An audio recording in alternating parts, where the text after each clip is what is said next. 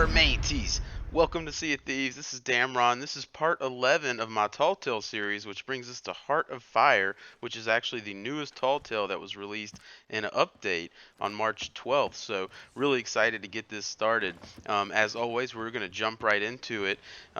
First off, this Tall Tale needs to be picked up at Morrow's Peak in the Devil's Roar in the tavern. The only thing different between this guide and my other guides before it is that I'm going to show you the journal locations as we're going through the mission, because it just works a little bit better with this particular mission because they're not kind of scattered on different islands. In fact, a lot of them are in the final kind of dungeon area, and it's easier to just show you as we do it because some can only be accessed through certain paths. There's 3 different paths that we're going to take. Anyway, once you activate this Tall Tale, you're going to have the journal. She's going to instruct you to go out and talk to Grace. I'm not going to ruin those story moments for you, but there's a lot of interesting lore that happens right here. In fact, as you read this journal, there's some pretty interesting lore in here. So feel free to read that. But the really important part to complete this voyage is the last page, which is going to say that Stitcher Jim was likely at his hideout on Liar's Backbone. So let's go ahead and head up to Liar's Backbone, which is essentially north, slightly west of Morrow's Outpost. Pretty good distance away.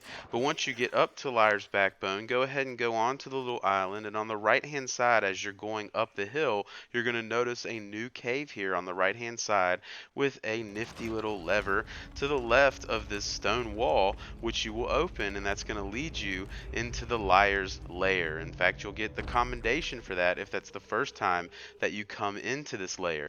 Now, you're going to notice several different symbols on the wall of the Liar's Hideout as you're moving through it. I'm going to show you all of them just for completeness, but just know that this puzzle that I'm about to show you doesn't change, and you really only need to know 3 of these. And what you're looking for is the word that corresponds to the symbol, right? So this one right here means ritual. And as we move on to the heart archway on the right side of that, you have this symbol, which means king. So there's 5 or 6, I think maybe 6, but here's another one on the right hand side. This corresponds to Lord. And if you turn around from this symbol on the other side of the wall, you have this symbol, which means heart.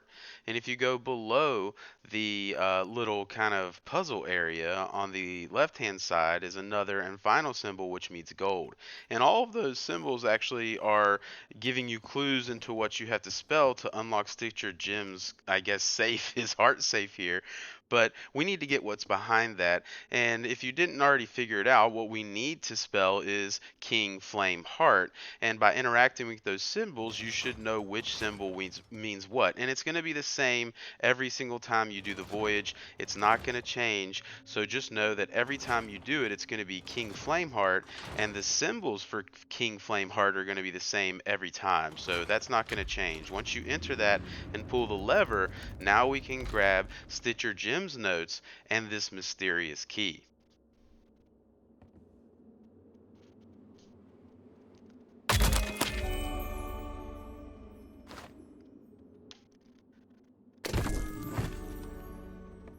So before we head out of this hideout, again, as I mentioned, we're going to collect the journals as we go. The first journal is in this hideout. On the left-hand side of the heart archway, you're going to find the book right on this shelf here. So moving on, if you look at the pages that Stitcher Jim just gave you, he lets you know that he's going deep within the heart of fire on the Devil's Thirst. And he also mentions lighting a chalice overlooking the North Beach, and that's going to help guide you to where this layer is. So we need to head down to the Devil's Thirst, which is pretty far south and slightly east of where we were. And if you go to the northern part of the upper portion of the Devil's Thirst, you will find this chalice. Now keep in mind, you don't have to do this every time. You actually don't need to light that chalice. It's actually just showing you where to go. So it's going to light some torches in front of you and basically guide you to the entrance of Flameheart's dungeon, basically. But if you know where it is, you actually don't need to light that. You can actually sail here with your mysterious key and immediately swim down here and place it into this altar right here. So just keep that in mind. I wanted to show you the chalice just so you know what it did. Again, I like all my guides to be completely complete and have everything in it. So there you go, but you don't actually have to go up there and do that. But once you place the key, you get a pretty cool little scene of this kind of skull opening, and you're going to enter into the Heart of Fire. So now that we're here, you're going to swim a little bit until you get to this room. You don't need to, the swim is not difficult. You just need to swim until you get to this room here, and you're going to see 3 doors. And this is where the variance of this mission is. There's 3 different paths. But before we take a path, let's go ahead and grab our second Stitcher's Journal, which is just to the right of the middle door. So I'm going to show you all 3 of the paths. So let's get started with the first one on the left hand side, which is Path of the Eternal King. If you were wondering how we open these doors, it's by throwing fire bombs at these skulls up here. Don't worry if you didn't bring one with you. There's plenty of barrels around that will have some in there. Now I do want to mention one thing though before we progress. Now we're going into all these paths have a lot of fire damage in their traps, okay? So I want to show you this. Be sure you have your bucket of water with you so you can douse yourself and eliminate all that damage. There's lots of waterfalls. There's all kinds of things that you're going to be able to fill your water bucket on. And as we are going through these chaps, I'm going to speed it up in order to get through these a little quicker, but I do want to show you the entirety of the path as we go on so you know exactly all the different puzzles and all the different traps that you're going to have to face. The first door that you're going to go into after you go down this path is going to be a fight with some skeletons. And all the paths are going to have a room or 2 like this, and they will have traps that can help you if you throw fire bombs up and initiate that trap. Nonetheless, once you kill off all the skeletons, you'll be free to open the door without anybody bothering you to advance again through this path. So we're going to go past that trap, we're going to go around this trap, and then once you get to this lava section, and keep in mind the lava will kill you instantly as opposed to the fire, but once you get to this section, look on the left hand side and you're going to see our third of Stitcher Gems journals, 3 of 5. There's only 5 to collect, so that's good. So we have 2 more, which are on the last 2 paths that we're going to do. So once you grab that, let's progress on a little bit further. Once you go underwater, you're going to have to avoid these spike traps that are coming up from the ground. And then you're going to come to another skeleton section, again with a trap that can assist you. It's going to be a capstan that shoots flames out. Once you kill all those skeletons, we're on to go open the door and proceed into the next trap section, which is some flames on the ground that you have to jump over, and getting past some swinging blades. Then you're going to have to get past this swinging log. In this section, you need to jump left and right to avoid the fire. But keep in mind, as I said, it's okay if you get caught on fire like I did right there. You know, I suck, right? So it's okay. Just keep your water, keep some fruit, whatever. Those flames aren't going to kill you instantly. And in fact, the left-hand path, the first path that we're taking, to me is actually the longest and the hardest path. But nonetheless, it's not that bad.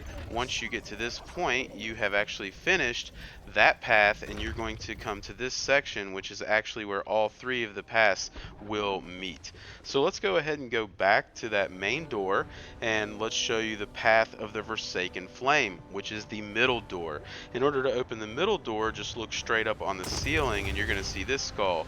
Throw a firebomb at that, and let's get started down this path. So the middle path to me is actually the easiest path. I think once you get past those first flames, you see that door. That's what we need to get to. But go left, and you need to get your firebomb through that little hole there and light it. I don't like to go further than where I was because you saw those blades that started coming across. So throw it from where I was, and you'll be able to get through that section a little easier. Moving on, we're going to raise the levee once we get through there, and we're on to the next section, which is our skeleton section of this path. Of course, it has a trap that can help you, the logs with the spikes that will swing, and eventually once you finish off all those skeletons, we're ready to open the next door and proceed into the next area. Immediately after the skeletons is the next of Stitcher Gems journals. Once you go in through the door, look on the left to this kind of skeleton altar with all these skulls. You're going to find this journal right up against those skulls. Proceeding through, you're going to have to go past some captain wheels, Several of the spokes don't have a flame, just wait for that opening to walk through. And then the next area is going to be some spikes that you just have to jump over. As long as you stay on the platforms, that's going to be easy.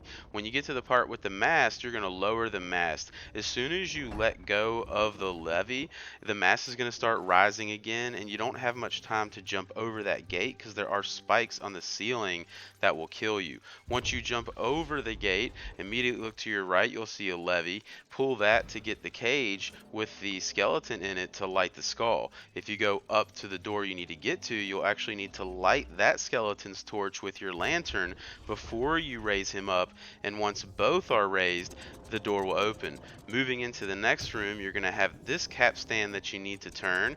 Just avoid the flames, and it's going to open this door. Hit this switch, and now you can progress on, avoiding the swinging blades, into the next door, and that's actually the entire middle path. I think that's the easiest path to do. One thing I do want to mention is that if you're with a crew, everybody in your crew can actually take different paths, but for all the commendations, you personally have to take the path.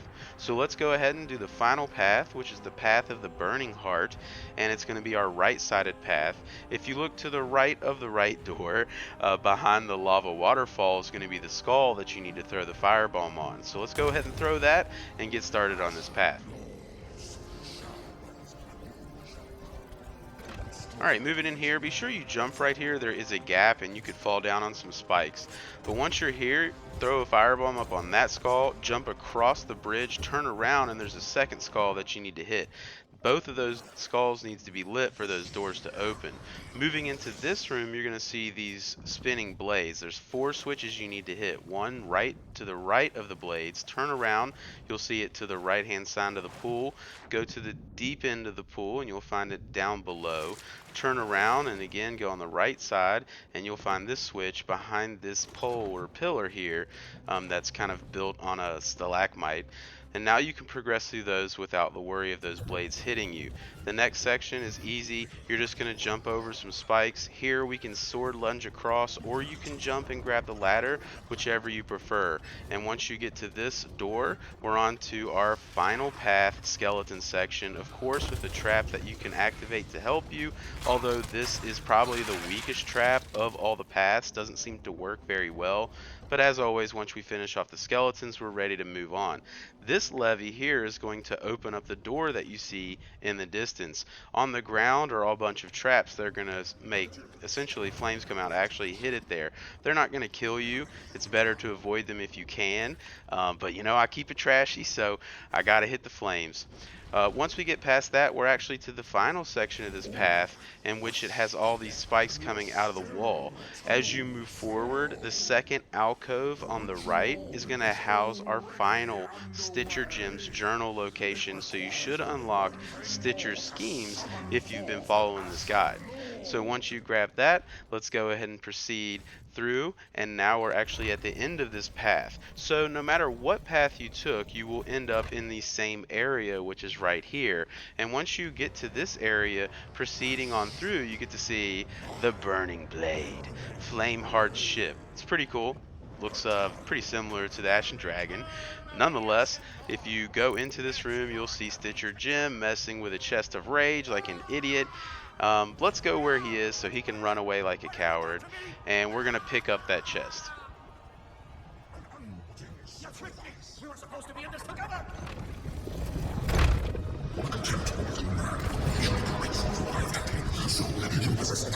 So once you pick up that chest, we're essentially now just trying to make it out of this dungeon. So what it's trying to get you to do is to use the chest of rage to light those skulls on fire, but as long as you have some fire bombs, you can make that process a little bit quicker. We're going to just kind of keep progressing on through these traps. When you get to this area up here with the waterfall, the skull's actually behind the waterfall. So throw that over there and then the door will open up on your left. Just kind of make your way around all these flames. It's not really that hard. When you get to this section, be sure you jump. And then here, obviously, you need to dodge the swinging skeleton chandeliers. Now, this is the final skeleton battle section, and your trap is your chest of rage. There is no additional trap to help you, but once you finish off all those skeletons, you'll be able to use the capstan to raise the door. And once we've done that, we're on to our final trap section, which is a couple swinging blades, a couple flames, and now we can just make our way, have a nice easy swim, and get out of this forsaken place.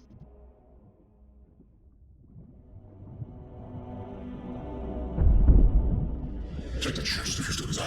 I have no further faith now. Until we meet again. So once you finally exit, Pendragon will be there for you, waiting for the chest.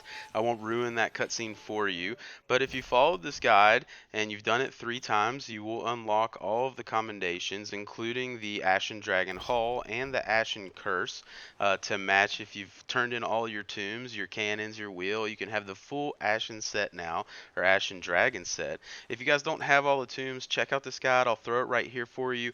I can get you all the tombs in under 2 hours. Even if you have 0, this method's perfect and it's free. So be sure to check that out. I hope you guys like my stuff. If you found this helpful, feel free to like and subscribe. I just do this for fun, y'all. Never monetize the channel. This is just something that I do. It's been fun to grow the community. So if you guys like this stuff, like, subscribe, comment, get involved, and hopefully I'll see you out on the seas.